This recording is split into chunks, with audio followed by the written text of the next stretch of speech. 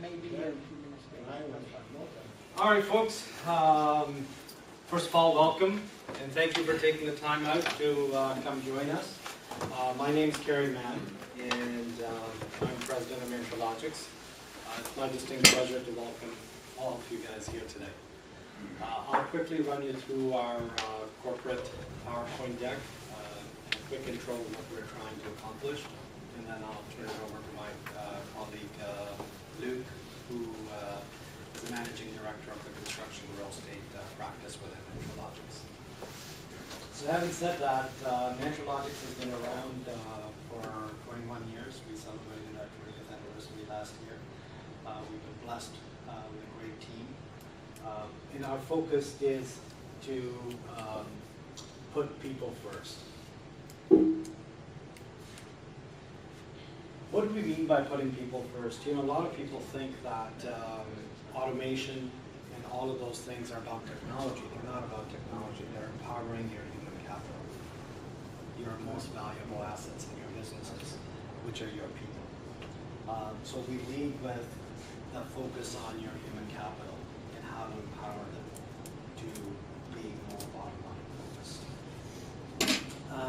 So I won't bother reading the slides. I'm going to share with you what makes us tick. Our focus is small, mid-sized businesses, and how we define small, mid-sized businesses are startup to anywhere up to 500 million in revenue, and that's where our current client base is spread over. And I'll share some stories in and around how many of them have grown with us from startup to what we call scale up now. And after scale up, they become enterprise, so Fortune 500 organizations. And our focus is largely on focusing on the human talent. And you know, we realized a long time ago that none of our customers, their people, have masters in computer science. They are in their businesses because they're either really good at estimating, or really good at project management, or really good at something that adds value to their business. And we get paid to help them learn software so they can work smarter, not harder, and contribute to the bottom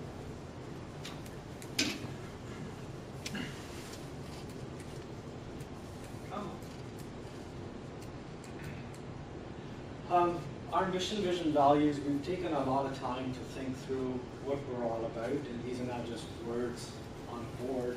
We live and breathe our mission, vision, values, and any meaningful interaction with our clients or our vendors, we always start by taking a look at our mission, vision, and values.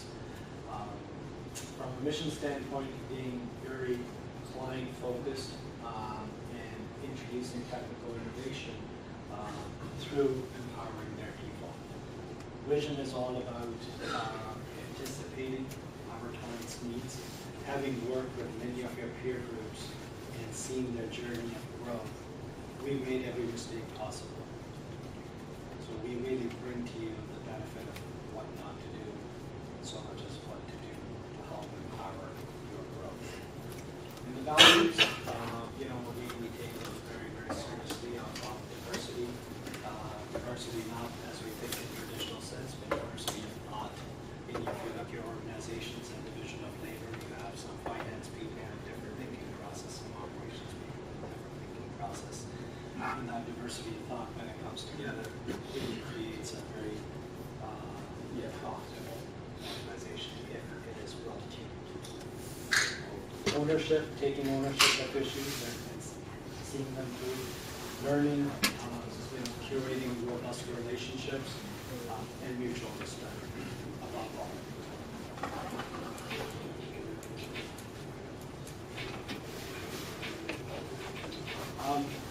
So what is Mantralogix? Within Mantralogix, we have three pillars.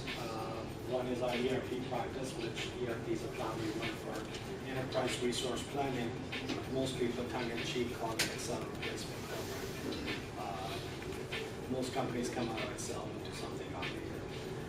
So in the construction real estate portfolio, we have many solutions targeted at different size companies, solving different problems.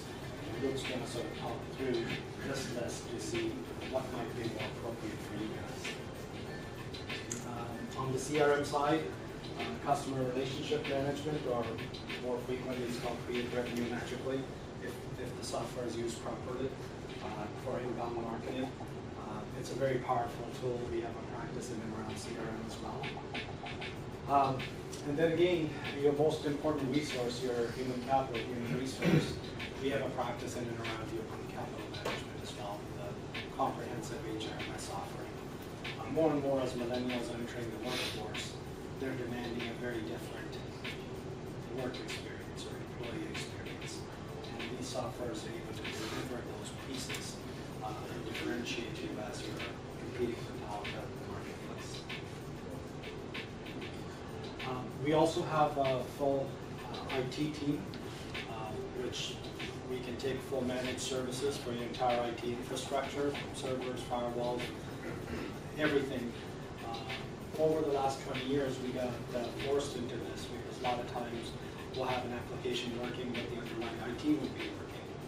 And the owners would have a problem, and people would say, oh, it's your hardware, oh, it's your firewall, oh, it's this and that, I'm going to ship anymore. So we got into that business. We have a full-blown team, and we offer what we call a hand-to-shake, long-term approach for all of technology. Is it possible to turn off that music? It's hard to hear you. Yeah, where's Matt? Music, I thought you were gonna, you kicked it. It's running in the background. It's competing with me. Good point, thank you.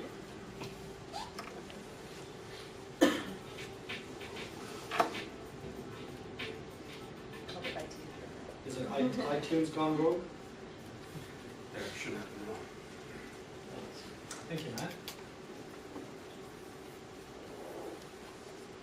Anything you want me to repeat? You were okay with that part? All right. So that's it. Wanted to make sure it's not death by PowerPoint. And as we skip over, look while you turn over connectivity. One of the things that we wanted to sort of demonstrate to you guys is the idea of working smarter, not harder. We've written a white paper called Slow Profit League. If you go on our website, you can register and download it. The notion of Slow Profit League is a good news, bad news thing. You know, as entrepreneurial companies grow, entrepreneurs are really smart people, right? They grow companies, they create jobs, like you guys. At a certain point in time, they're in the company, they set those processes, they may be doing $500,000, $1 million in revenue. And they grow the company to $20, $50 million, and things start breaking down, and we go in and we ask people, why do you do it this way? And guess what the most dangerous answer is? That's the way we've always done it. That's how we've always done it. So those things get institutionalized over time, and they can represent profit league. So if you read Yankee, Gartner, Aberdeen, companies that do research for a living, they've gone deep into small mid-sized enterprises and identified that contributes to 3 to 7% of gross margin loss due to slow profit league. So if you take a median number of 5% in your $10 million organization, that's almost $500,000 cash. And there's no one big thing sitting out there staring you in the face, but you can fix it. Slow profit league is a cumulative effect of death by 1,000 cuts. So when you come to a journey like you were talking about Sage 50, which is really designed for a startup, it's a great package for that. And many a time when we step in, people say, oh, my Sage 50 or my QuickBooks doesn't do this, doesn't do that. I say, well, I did a lot of things to bring you to this point. So be thankful for that. Now you're at a point in your growth where you really fundamentally need to rethink.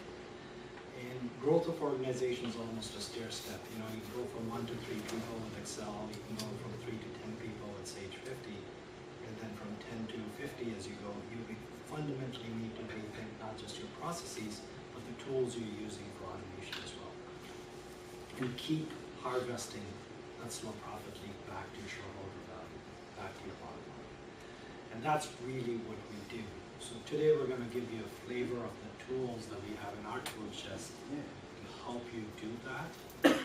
As Luke said, it's a bit of drinking from the fire hydrant, but the idea is to give you something to chew on and take it back, and you can come back to engage in a meaningful way if you see areas in your respective businesses that can really benefit from that automation. So with that said, All right, turn thank it you. over to you, my friend. Thank you. No, you need that? I'm good. So Thank you, guys. we were talking earlier at the beginning about, what does Sage do and what does it offer, what does it do for me? So I'm going to put things in context on the whiteboard here. I'm going to draw the framework and then we'll fill it in. So I've got some people on the line as well that are going to show some 15-minute clips of some remote time entry, some estimating, some BIM, and all sorts of eye candy.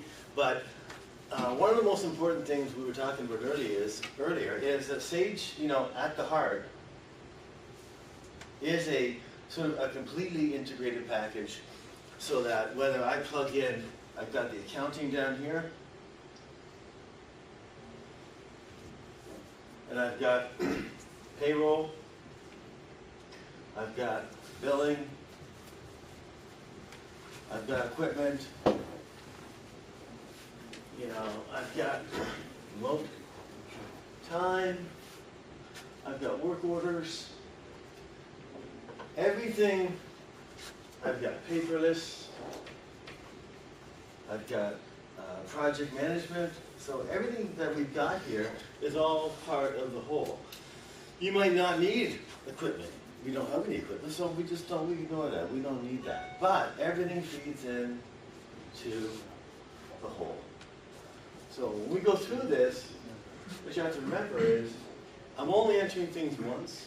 I'm not doing any reconciliation. All of my spreadsheets that I've got, for bank hours, for my job cost, for equipment usage, for production, everything, I would say typically between 5 and 10 spreadsheets, or what people use, that people know about in office. And then you get down to the individual people, and then they've got a whole bunch of stuff buried that they can't even keep track of. So we were talking earlier about the ability to say, well, it's the 25th of the month, comes along, what are we sitting on? Well, if I've got these spreadsheets, I've got PM number 1, PM number 2, PM number 3. They'll spend about half an hour going through their stuff. They'll go through the logs, they'll make sure that they're up to date, they'll check the paperwork and the emails and update the logs, and then at some point, somebody's got to put it all together and come up with, here's what we're sitting on for unapproved change orders, here's what we should be billing. So it's all done at a granular level, and then it's rolled up. You guys all know this for the most part. What you tend to forget doing this is how much time it takes.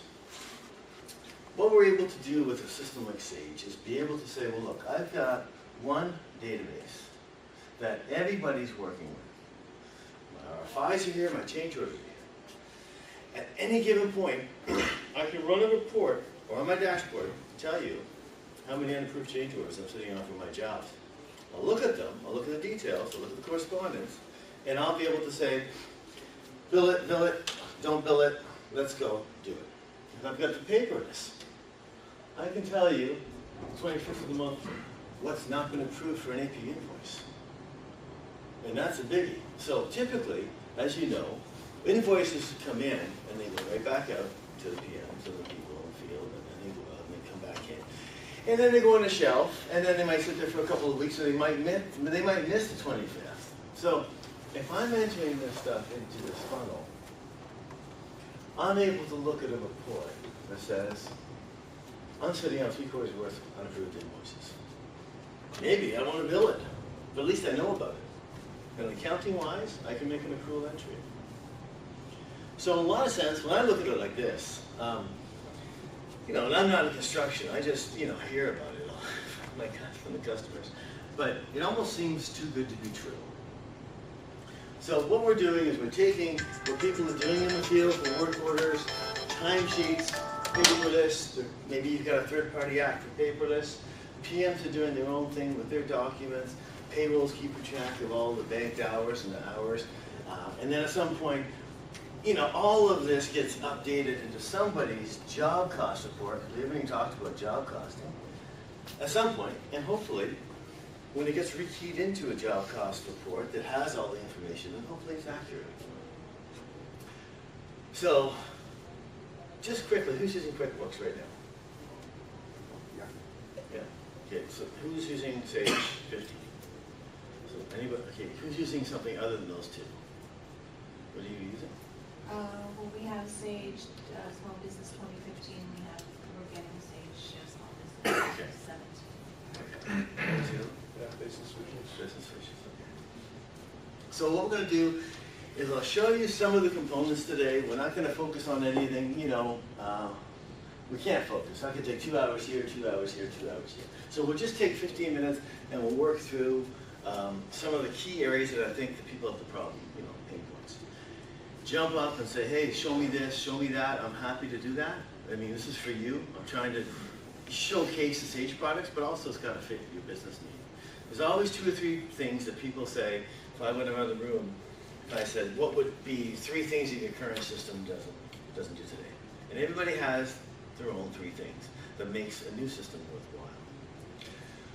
As Carrie mentioned earlier, what we do is we help you get into Sage 100 construction or Sage 300 construction, all the estimating. We provide the software, we provide the help. We get you installed, we get you running, we make sure that it's set up for you.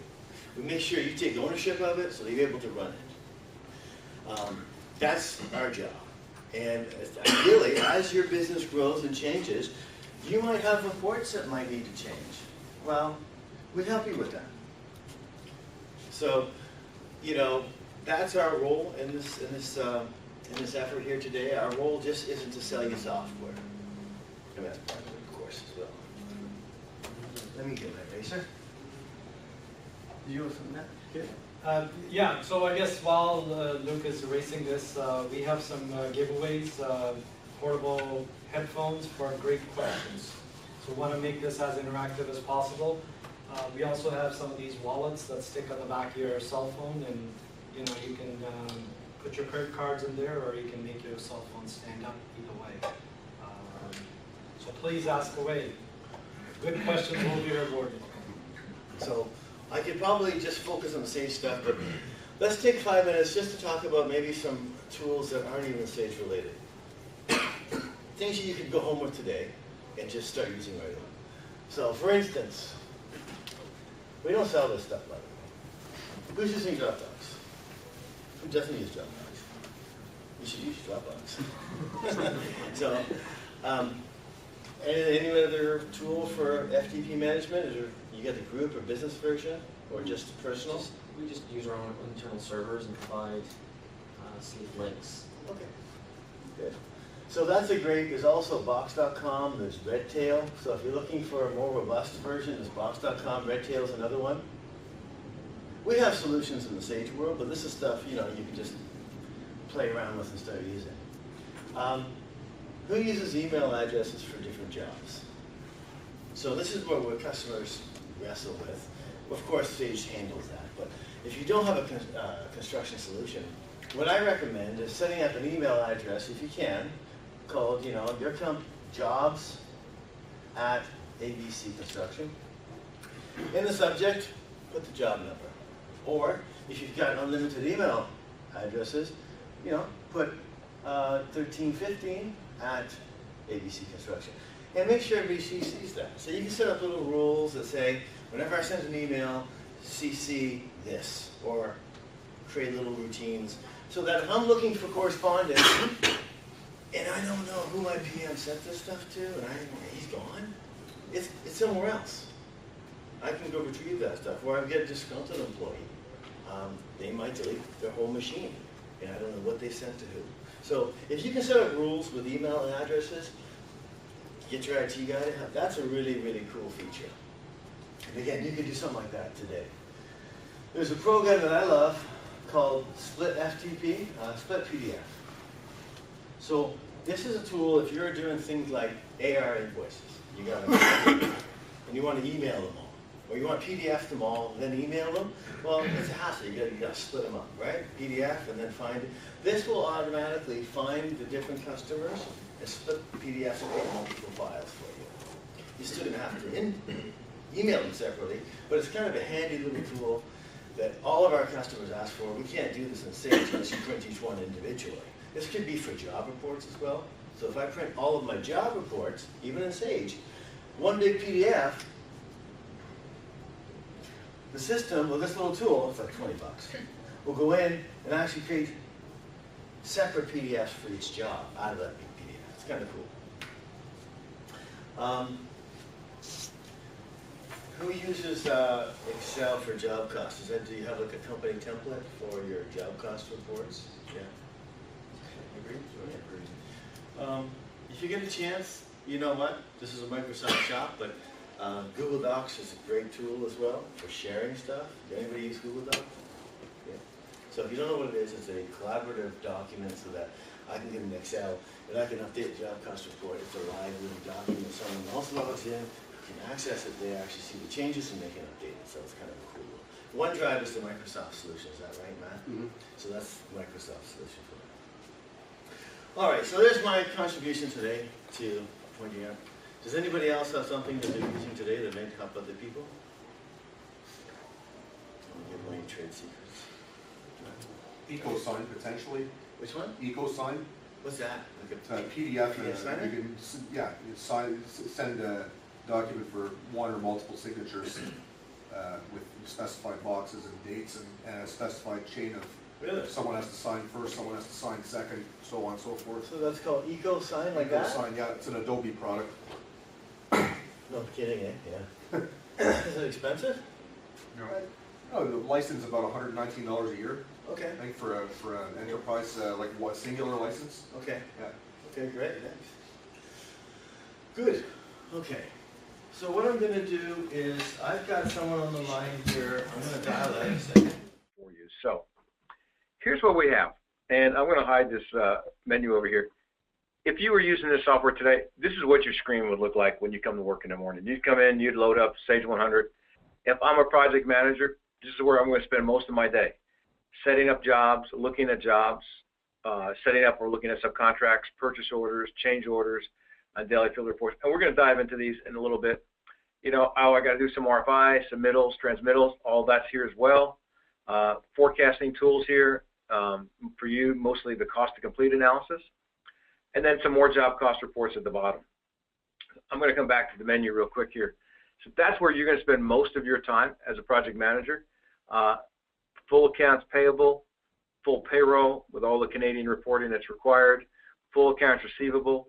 And when I say accounts receivable, one of the benefits of using a Sage 100 as compared to a QuickBooks or Simply is that if you count these off with me here, I can do what I call just a one-time receivable AR billing. I can come down here and I can do a progress billing. I can do unitary billing, which is a unit price billing, more for the heavy highway general engineers where they quote by the unit and a price per unit. And then we have a full-blown and fully functioning time and materials billing module as well. And so 4 different ways to bill in here. One of those will work for you, I'm sure. Full accounts payable and tracking subcontractor documents. Full payroll, project management, which we looked at a little while ago. Estimating, which we're going to jump into in about 2 seconds. And scheduling. So those are the things on the menu over here. I'll tell you up front, I drive and we use this off of this menu only because I've done it that way for 13 years and probably a couple thousand times, probably more than that actually. And I will use this, but typically our users use this right here. And before I jump into the actual program, I'll show you how easy this is to change.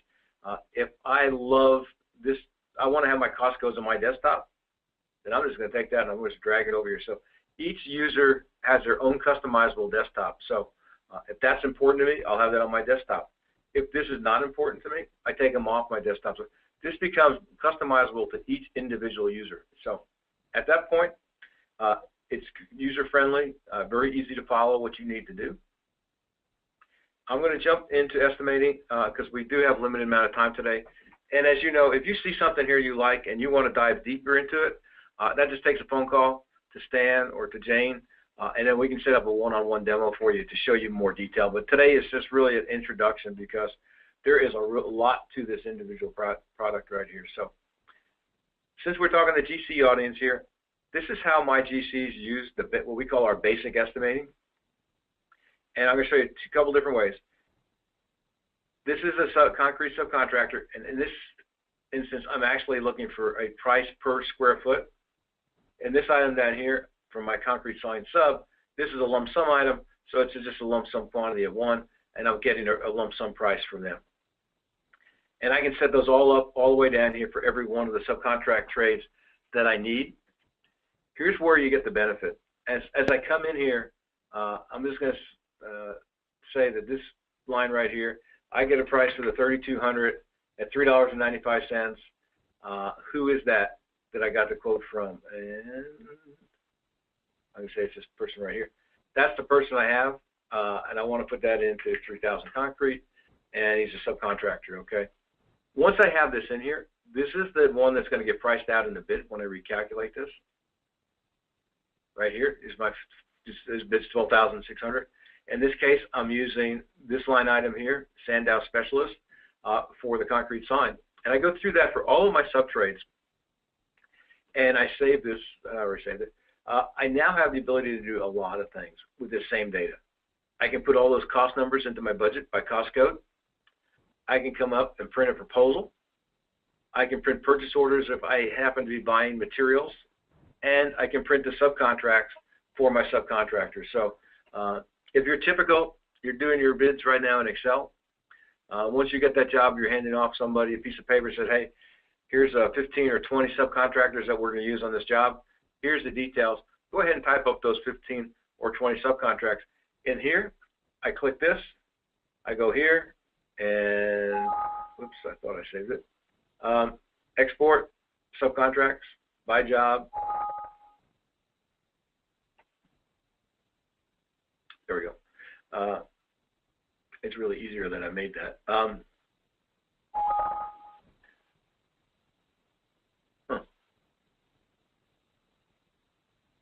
There we go. So I go here, I click off the ones I actually want to print, because I may not want to print all of them right now. I may only want to select the envelope. I basically do that. I say export, yes,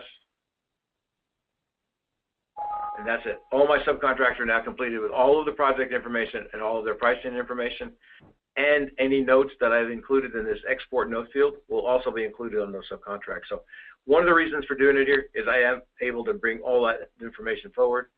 Same thing if I do purchase orders as well.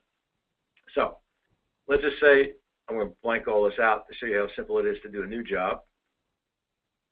I clear this out, so now I'm bidding a brand new job. I have the ability to go in here and say import a grid file, and I happen to have, let's see, here it is, general. I can just do something like that, and I can bring something in with all of this already filled out, with all the cost codes filled out, and then just start taking prices and picking the vendors that I want. And so I can save these. So if you have different types of jobs you bid, you may have 5, 6, 20 different templates for each type of job, but those can be brought in automatically and just update the quantities. And again, a couple of mouse clicks, the subs are done, a couple of mouse clicks, the proposal's done, etc. So, and the best part is all of these cost numbers over here are being brought into my budget by these individual cost codes. So I have a really good budget to work off of for my cost reports. So that's estimating in a nutshell. I do want to spend some time in this area right here, and that's jobs and then change orders. And so I'm going to go in here real quick. This is a job that I already have set up. I'll just kind of go through. So this is kind of really boilerplate stuff here, but here's the name of the job, a short name, who the client is, the client's contact information, mailing address, what have you, what our payment terms are.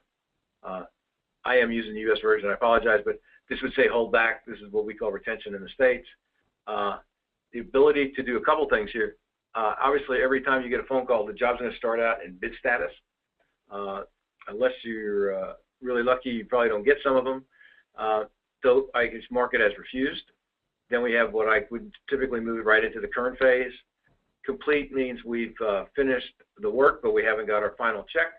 And close means we have finished the work and we've got our final check, so I really don't want to include it on some of the cost reports going forward. So if you think about it, I now can run reports out of here of a bid list. What bids am I working on? What date are those bids required? And are they completed yet? And I'll show you how we do that in a second.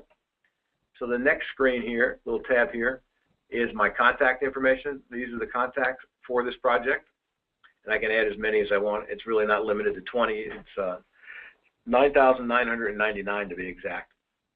I may want to document who the architect is for this job, who the estimator for is on this job, and who the project manager is on this job.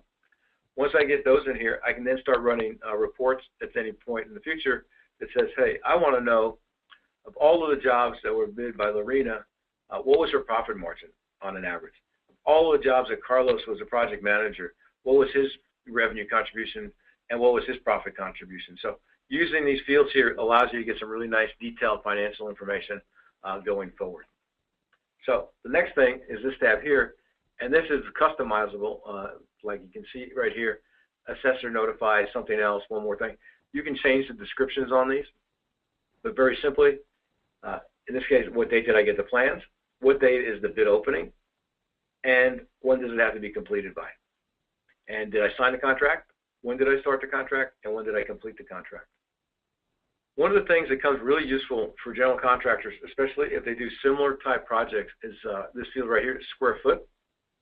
Because now I can compare 4 jobs, and I'm going to show you that report later. I can show you 4 jobs side by side, by cost code, the square footage for each of those 4 jobs and what the average is. So if I'm looking for quick budget numbers for a project, or I want to compare some jobs side by side, I can do that. It's up to 4 jobs at the same time. The last thing, and if you're using QuickBooks or if you're using Simply, this is something you really cannot do, which we really, our clients really appreciate. I'm at the very bottom of the screen now. I can look at the budget for this job. Here's my cost codes, the hours I budgeted, material, in your case probably mostly subcontract budget, but that's my budget. Here's all the purchase orders written for the job, and I'm only going to do this once or twice, but anywhere you see here, I can just double click that. It'll take me right back to the actual purchase order to see, I didn't have a site this time, but who created it, what job was it for, what cost code did it go to, has it been received yet or not, and I'm not going to click. All of my subcontractors, same thing, drill back to the detail.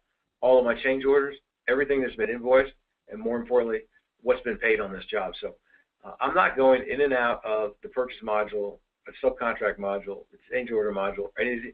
I'm just saying in one place, I'm on one job, and I can see all of this information, including this nice little summary here. And I'll let you guys read that for a second.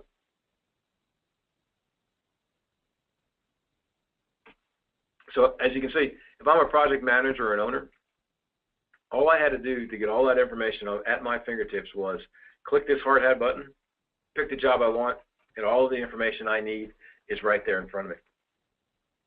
Subcontracts, I'm not going to show you that. It's going to print the subcontract. We will typically do it in a couple of different ways. We will take your subcontract and recreate that form in Sage 100. A lot of our clients kind of go a little less expensive route, and they basically print a cover page with all of the project-specific information and just attach that to their boilerplate. That works as well. And then change orders, I'm going to come back to, I might as well do that right now. Hang on a second.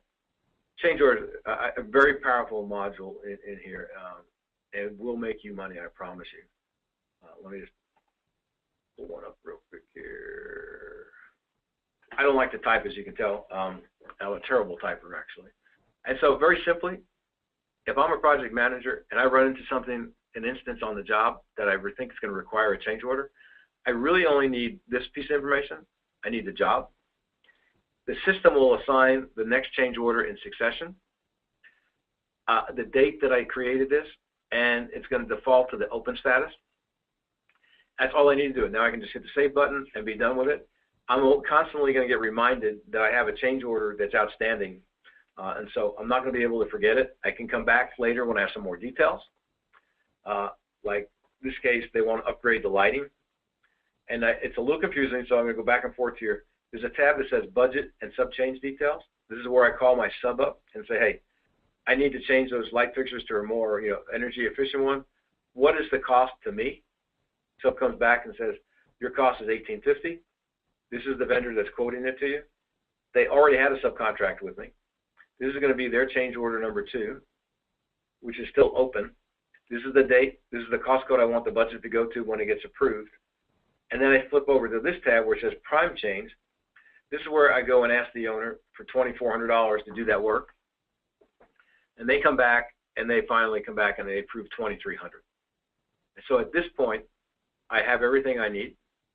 I come in here, and I'll just show you what it looks like. And I now have the ability to print the change order with your logo, your name, a change order, what have you. The customer, the project is regarding, the $2,300. If I had notes like this, the light fixture number and the spec, could print those in this body right here. And then the nice part, and the part that our clients like, and if you're not doing this way, this is really the best way to do it. It takes you right from the original contract, previously approved change orders, to that contract value. Adding the $2,300 now brings me to this new contract value. And in order to get that lighting, I'm going to have to require an additional 10 days of contract time. So that's the change order. A couple of benefits here that I'm going to get into. There's a paper clip in the very top right-hand corner. If you just see it, it's white right now, which lets me know that there's something there. I can attach any document I want in here. I can attach PDF, JPEG, Excel spreadsheet, a Word document, an email. I'm trying to think of something others, but we haven't found a document or a file type that cannot be stored here. And so, you know, if this is a copy of the plans, or this is the quote from my subcontractor with all the details, I can attach that there. Or I get an email from the owner. It says, hey, go ahead and proceed with that job or that change order. I'll follow up with the paperwork next week, but I have that approval. I can drag and drop that. The benefit there is if Bill's the project manager and then Jane has got to pick up for him while he's on vacation for a week, all of the information he had in his files is actually attached here, and she has access to that immediately without having to go through his computer or his paper files to find that. So that's that. That's change orders. Subcontractor purchase, I'm going to skip. General contractors really like this right here. It's what we call our daily field reports. And again, I've got one filled out to save some time here. There's the date, today's date, or yesterday's date actually. What job is this for? Which project manager is reporting it? What the temperature is like, what the weather was like, and then a couple of user-defined fields. Some of our clients actually record in there if there was an inspector on site and what his name was. Here's the employees that work today on that job. These are the items of work that they worked on. Regular time, overtime, premium pay. You don't use this column. And how many hours did they work? Very basic information. But I can tell you, I can now extract this information directly into the payroll module, so I don't have to key in time cards on Monday morning or Tuesday morning. This information will transfer over right to our payroll module. The other thing that our clients like is the ability to track what subs were out there, how many people they had out there, what were they doing. Was there a problem out there today? I can document all that. If there was a meeting today, who did I have a meeting with? What did we talk about? There's all my notes for that meeting, but now it's permanently attached to this daily field report, which is not going to go anywhere. And so I have all this information at my fingertips. Owners, let me say this real quick. Owners now have the ability to be nosy without being nosy. Instead of calling them up, hey, what did you do yesterday? What's going on in my job? They can just pull up that daily field report for job number 5 for that date. They can see how many employees they had out there, what items of work they were working on, how many hours they actually did it, what subs were out there. Most of you guys won't have that major equipment, but if you owned equipment and you wanted to track the equipment, you could as well. And if you wanted to track what units were completed yesterday, you can do that as well. There's not much. And here's the meeting I had. Here's this. Everything that went on with that job is now documented here permanently. And if the owner is on vacation or in Florida for the winter, he has the ability to see what's going on that job on a daily basis. So daily field reports, big deal. Now we're going to jump into some reports that I think you're going to like, at least I know my clients like. Probably the most important report, and I imagine most of you are doing this by hand, is our committed cost report.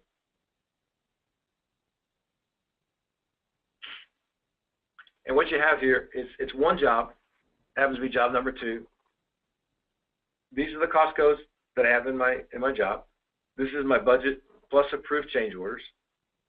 This is my cost to date that's been charged through the system, so that includes payroll and its associated burden, subcontractor invoices, vendor invoices. If you do have equipment that you rent to the jobs, the equipment as well. The nice part here is if I'm a project manager and I look at this line 1525, I had a $2,100 budget. I've spent $4,400, and I try and figure out how could I have gotten the $4,400. I can double click that, and then hopefully this is enough of a reminder that says, hey, these are the two invoices that you approved, both for G1 rentals. If that's not enough, I can double click this and one more click here, and I'm right back to the actual accounts payable entry screen of exactly what was rented and the prices I paid for that. A lot of our clients, and I don't have it attached here, again, with this paperclip, you have the ability to take that signed invoice that the project manager signed and coded and attach that to this invoice. And so it'll be there. If he doesn't remember that, you can refer back to the paperclip and it might remind him that he signed it. So we have that. And then we have the rest of the columns here are committed contracts or subcontracts that have been written, but your vendor hasn't invoiced you yet. So these are your subs. Purchase orders are where you've ordered materials or equipment and you haven't an invoice for yet. So let's look at line 2200 here, earthwork. I have a budget of $1,600. Cost in the system to date, round numbers, is $1,100. So, you know, I'm a project manager. I look at that and I go, hey, you know, or I'm an owner, I look at that, or a controller, I look at that and say, hey, we're pretty good. We're $500 in the budget, and last I heard, that item was completed last week. So I think we're in pretty good shape on that. The problem here is that we had to write a subcontract for $1,100 to get that work completed. So we're not $500 good. We're $600 bad. And so to me, this is keeping in front of you your true remaining budget with all these outstanding commitments. Most of you are probably doing that by hand. Ours is real time. So if Amy, who works in my office, were to go enter this invoice now for $500, and I reran this report, this would have $500 in this column, and this would now be $600, $500 added to that column, and this now shows $600 is still outstanding. So real time, as soon as an invoice is posted in the accounts payable, this, when you rerun the report, will be updated to the most current information. And to me, that's a big deal because I don't have to wait a week for somebody to get all those invoices and enter them and update everything. And so it's all real-time information. The other one that you may be doing by hand, I used to have to do by hand when I was a controller, is this one, and we'll just run job number 2 real quick here. This is a prime audit. So here is my job. Here is the original contract. Here's the outstanding change orders, approved change orders. So now I have that contract value. If I look at the open column, I still have one that's pending out there, which may improve my contract to this amount. And then it would tell me what's left to bill on the contract. Okay. So to me, that's a nice little summary. The one is this one here, I had to do by hand as well. This one a little bit more time consuming. So what we're going to look at here is it's for one project, for one subcontractor. And so this is job 27 for my electrical contractor. I originally gave him a contract that had 3 individual line items on it. So he started out the job with a $2,900 subcontract. We issued him change order number 1. He returned change order number 1. So now his contract is $3,400. Change order number 2, we've issued to him, but we haven't gotten it back yet. But when we do, that'll increase his contract up to $5,250. And on the next page, these are the 2 invoices he sent to me already, the amounts that they are. And then, nice little piece here, what's still sitting in outstanding balance. And so, yep, he billed us $2,200, but I haven't paid him yet. So those are typically the questions that a project manager will call the office and bug accounting with, is like, hey, where are we at with this guy? What's going on? Has he been paid yet? What happened to change order? Such a, all of that's here on this one report where they can access that. And to me, it saves a lot of communication time and phone calls. So anyway, we looked at committed cost. We looked at the prime and the subcontract audit. The next one that people run, and this actually, I'm backwards here. This is the #1 report in a survey we did about 3 years ago, called the job status report. And it basically says, hey, here's my contract on day 1. Here's the change orders I've gotten approved already. So here's my contract value as of this minute. Here's my cost codes by cost type, by budget. Now with the current budget with these change orders included, what I spent this month, what was charged to my job this month, and the total cost to date. Again, I'm not going to do this. If I want to see this, I just double click that to see how that $9,600 was incurred. Then we do something here that's pretty simple, but really effective. I look at my budget column and I look at my total cost column. So I look at these two columns and I look for the higher number. So in this case, very simple. Got a $1,000 budget, no expenditures to date. I'm going to forecast out the $1,000. On this line item, and the estimator kind of messed up, or somebody messed up, I had about a $2,900 budget. I've already spent almost $9,700. It forecasts out the $9,700 because I've already spent it. This is not a cost of complete analysis. This is just a snapshot in time here, okay? So I'm going to go through here a couple pages.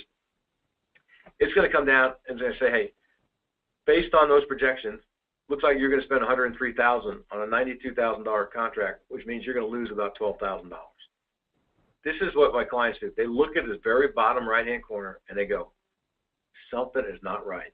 And they come up here and they look for an item like this, which is 1,900% of the budget, okay?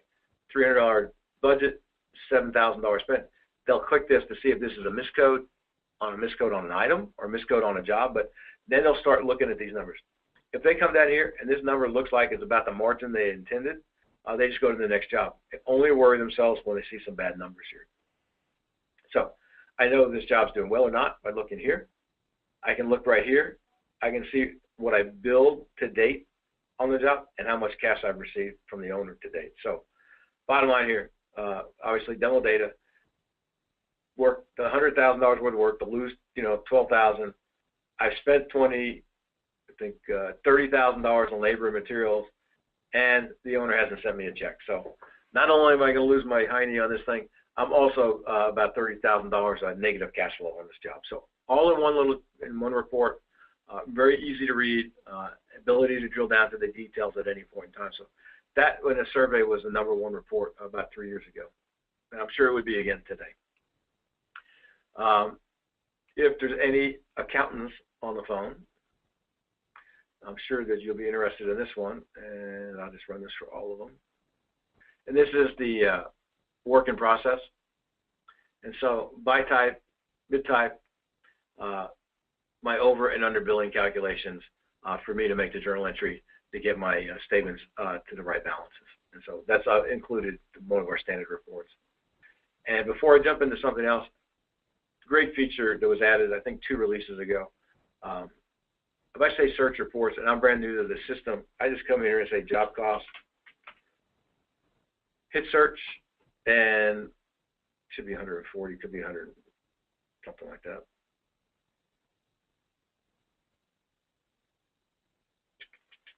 Coming.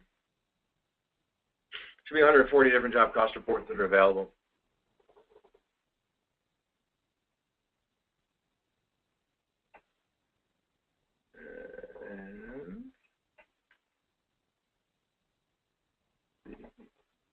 Hang on a second. My internet may have stopped. Give me 1 second here. I think I lost my internet for a second.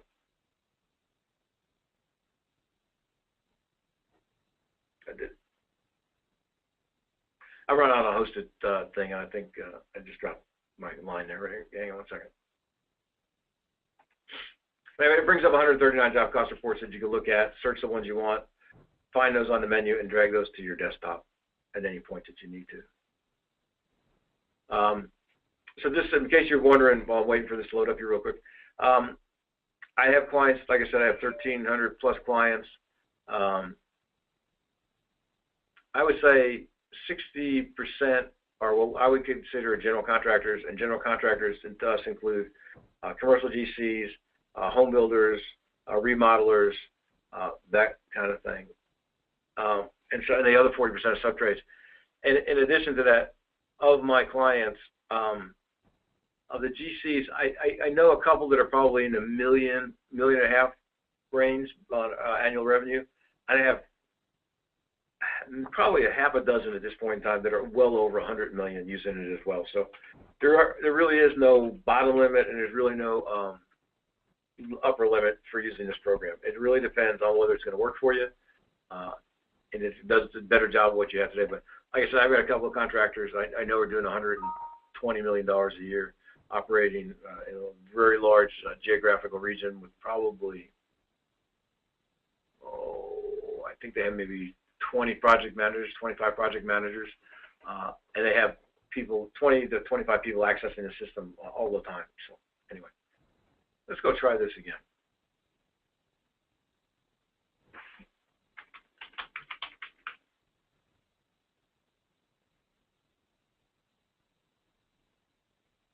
That's the way it's supposed to work. Anyway, 140 reports. Will you use all these? Probably not. I can tell you that this one here, owners really like this little job income statement, kind of what's been billed, done with cost by type, kind of give me a gross profit. This one here that's kind of by cost code, subtotal by division, that tells you what the balance is. That's another one people really like. And if you're doing progress billings, and I apologize, this printing is pretty slow, pretty small. It literally takes you by cost code, if that's the way you bill, what's been billed to date, so it tells me what percent I billed versus my percent complete on the cost.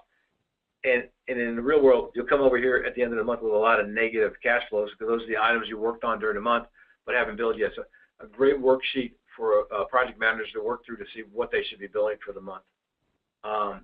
Again, 130 of these, subcontract list, job profit by job, tons of different reports here. You'll find ones you like. You're never going to use 140 of them. You're probably going to wind up with a half a dozen on your desktop that you can use. The one report that I did want to show you that I forgot to go back to, and for some reason they stuck it on their home builder reports, but it works for everybody, is this completed square foot by cost. And it's, again, it's a little small, but it's by cost code, subtotal by division. I got 4 projects going across the top with the square footage that each of those represented. And then I can tell you, like, and I'll just read these to you. It's like for prepping conditions, this job it costs $12.10, a square foot, $10.74. Something really weird on this job, $2, and on this job, $11.17. So I'm trying to put a budget number together for jobs that are similar in size. I can probably go with $11 a square foot and be pretty safe because that's my last 3 or 4 jobs. That's what it cost me. So again, I'm not doing any of this by hand. These are all standard reports that come with the system, okay? I'm going to jump into scheduling, and then I'm going to come back to some more detailed stuff if I have time. It comes with a scheduling package. It's similar to Microsoft. It's not. It's a kind of, I would say, a light version, but if you're not using scheduling today, this should be perfect for you. Here's my task that I have to perform to build this job. This is how many days I think each task is going to take me. And this identifies whether I'm going to do it or a subcontractor is going to do it. And so I'm sure you guys have seen these hundreds and hundreds of times. There's the Gantt chart. Here's my start date. At this point, I should be off of this job by this date. Again, it snows for another week, and this just gets pushed out for another week or 2. I click and grab that. Now, everything that was dependent on that task to be done has moved out on that, and now I have a new completion date. If I come back in here, I want to show you something. If I know, like this item right here, this plumbing item is subcontracted, I would identify who the subcontractor is by just, filling them up from the vendor list. So I know that that's who's going to do that item. If I want to attach employees, I can. I think this is one where I have my own employees listed, so I can get a resource schedule by day. But here's what you get out of here. And this is what my clients like, is a subcontract, we call our subcontract notice. And so I'm just going to pull this up on the screen. What you're looking at here, real quickly, is one subcontractor who happens to be the electrical. These are the 2 jobs that I expect him to be working on. These are the tasks that he's supposed to be working on. And these are the start dates and finish dates. Now, these are kind of squirrely dates. This is typically run for 1, maybe 2 weeks into the future. So the way our clients use it is at noon, give or take, on a Friday. The project managers will go in and update their schedules, what they anticipate to be finished by the end of the day. They'll go in there and then update those schedules. And now they can print these out and send these out either via email, piece of paper, fax it, whatever you want to do. But now the schedule is out there for the subcontractor to know what he's supposed to be doing for the following 2 weeks. It comes with scheduling. One thing I wanted to go back into is I know you're probably all wrestling with getting progress billings done. I show you how easy they are to do it here. This is a small one. This is my schedule of values. This is the method and the contractor that we agreed with the client. If there are change orders, those change orders could be added here to the individual line item, or I can stack them all up down here at the bottom with the change orders. This happens to be application number 1. This is the billing date. I have a choice. I can either enter an amount in here. This is what I want to bill, or I can come over here and enter in a percent that I want to complete. I want to show completed. It's up to you. I have clients that like round numbers. I have clients that like round percentages. It really is up to you. So the process here is I finish this. I do all my information in here, and then under these options, I would submit this application to the owner. And when I was a controller and a CFO, I was always maybe a little aggressive, and they usually get kicked back for one reason or another. So you submit that to him. He'll come back and may say, hey, I can't go with 60, but I can go with 55 here. I can go with 24 here, what have you. You go in there and change that. At that point, I go ahead and post it, accounting number thing here. I'll post that. Now it's in my general ledger as revenue and as a receivable. After I do that, I come to this button would turn black. I would say create next application. This is the good part, fun part. Once I do that, it creates another screen that looks like this, except it says application number 2, increments these dates to the next month. Comes in here, it takes everything in the current column, automatically adds it to the previous column. So I'm now ready to enter the next month's bill without having to do a lot of math like you probably are today if you're doing them in Excel. This is just a sample. There's a bunch of different versions, but I'll give you an idea of what this could look like. Who it's to, who you are, what project is regarding, contract date, and then you can read these going down. But the contract, change orders, there are any. We call it retention. This would say hold back on yours. And then what this bill is current payment due, and the balance remaining. So, and then obviously on the next page, the detailed line items that make that number out. One of the reports that comes with it. So anyway, again, if I want to attach something here, I can. So anywhere in the system you see that paperclip, you can attach records. So I want to go down this menu real quick. Full financial statements. I'm only going to go to the income statement here and save some time. The nice part is in Sage 100, we don't ever give you one of anything. I have an income statement. I have an income statement that's this month and year to date. I have one that's this year versus last year, and another version that's actual versus budget, and another one that shows 12 months going across the top. So full financial reporting. I told you my background is CFO controller. There's nothing missing here. Great balance sheets, trial balances. It's all there. Full payroll reporting with all kinds of reporting against it. 2 things I do want to show you, and it's kind of hard doing these because I'm not sure what my audience is, but we have a thing called Alerts Manager, and these are customizable by you. But here's one where I want the system to send me an email every day that tells me and lists out every change order that's over 30 days old that hasn't been approved yet. I may be an owner or a controller, CFO. I want to know whenever my checking balance goes below a certain threshold. I want to know when RFIs that are required haven't come back yet. That's more of a U.S. thing. You're not going to do work orders. Here's one that's a bid report that says, hey, here's all the bid openings for next week where the estimate is not shown to be complete.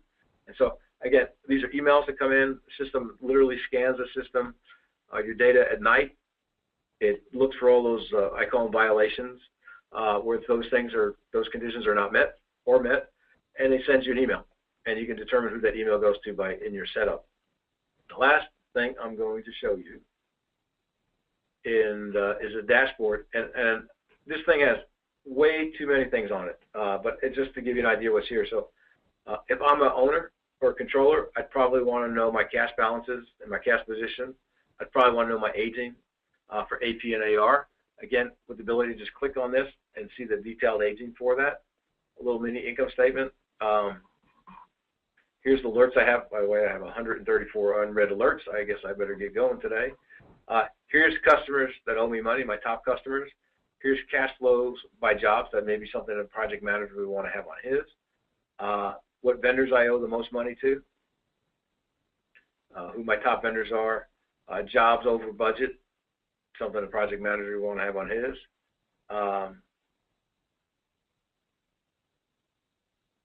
You will not have service customers, retention that's payable or holdback by job, some departmental income statements, and then retention receivable listing. And I skipped by my favorite one. I can't believe I did that. Hang on a second. Hang on. This one right here, it doesn't sound like a big deal, but it is a big deal. So, if you have a vendor that's offering you, 2% 10 or 1% 10, it's an early payment discount. We track those, and we let you know that you have some discounts. They're about to expire this week or next week, so you don't miss those. And that's just coming right out of the database from the vendor file and what's sitting in aging. So we have a tendency sometimes to gloss over those, but those are really important to the bottom line. I just actually recorded a video the other day. And a 2% 10 doesn't sound like a whole lot of money, but on an annual basis, it's 36%. And I'm not sure I know any place I can park money and earn 36% nowadays. So if you have discount terms offered to you, you really need to be taking advantage of those. And if you're not getting offered discount terms, I'd go ask my vendors for some kind of discount terms, and you may be able to get some pretty good deals because they like to have the money sooner usually. Anyway, that's the dashboard, fully customizable as we go. There's the menu options. I did not do inventory. It's more for a subcontractor, and if that is of interest to you, we'll be covering that in the next one, which I believe is at 3 o'clock. Service receivables, which is work orders and dispatching for service contractors. If that's something of interest, that'll be covered in the subcontract one. Scheduling we looked at, estimating we looked at. Did not look at equipment, but we're looking at that at the 3 o'clock demo. You have time to sign up for that. Project management, we beat up pretty good. We looked at pretty much everything that's important. And then payroll, full payroll processing, all of the Canadian reports that are required are in there. Full accounts payable. Lastly, important to you is in accounts payable and subcontractors in general, we kind of call it the 3 strikes rule. If I go to create a subcontract to a subcontractor and his insurance is not valid, it's expired, it warns me. When I enter the AP invoice, it warns me a second time. And when I go to print the check for him, it either will warn me or exclude him from the check process. So the likelihood of you paying a subcontractor that has expired insurance is like nil in our system. It's just not going to happen. Anyway, Luke or Jane, that's my 45 minutes, so I'm handing it back to you.